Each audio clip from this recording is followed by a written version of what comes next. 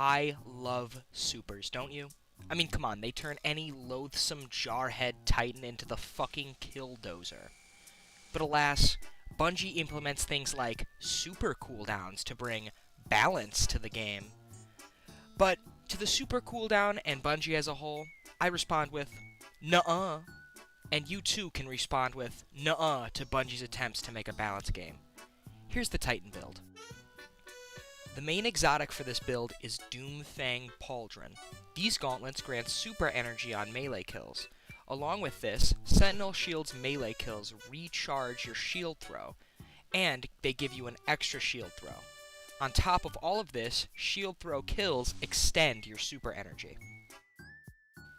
For our aspects, we're going to be using Offensive Bulwark and Bastion. We're using Offensive Bulwark because of its increased melee range and damage while having a Void Overshield. Bastion will allow us to get this Void Overshield easily. Also, when we pop our super, it grants Overshield to nearby allies. This is useful because we're going to be popping our super a lot. For our fragments, we're going to be using Reprisal, Dilation, Leeching, and Obscurity. Really, the only ones needed for this build are Reprisal and Leeching. Reprisal tying back into Doomfang Pauldron by giving us super energy on melee kills, and Leeching for survivability.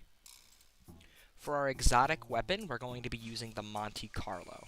We're using the Monte Carlo to give ourselves less of a melee cooldown, as damaging opponents with this gun adds to our melee charge.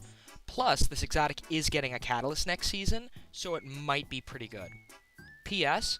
I'm writing this the day before the new season comes out, and I don't really know if the catalyst will improve or change anything in this build. Now let's move on to our armor mods. For our helmet, preferably we're going to want 3 stacks of hands-on. This again feeds into our Doomfang Pauldron. For our hands, we're going to preferably want 3 stacks of heavy-handed. This mod creates orbs of powers on melee kills, which also grants super energy. For chest, this is totally up to you, run whatever you want. Legs, preferably 3 stacks of invigoration, so on top of the orbs of power giving you super energy, they also reduce your melee cooldown. And for your mark, outreach and distribution. These mods grant melee cooldown while using your class ability. Finally, here is the build combat cycle. Step 1, you're going to kill an enemy with Shield Bash. Step 2, gain melee charge by collecting orbs, placing your barricade, and using Monte Carlo. Step 3, repeat Step 1 until you get your super. Step 4, use Shield Throw to stay in your super for as long as possible. And Step 5 is to repeat. And that's essentially it.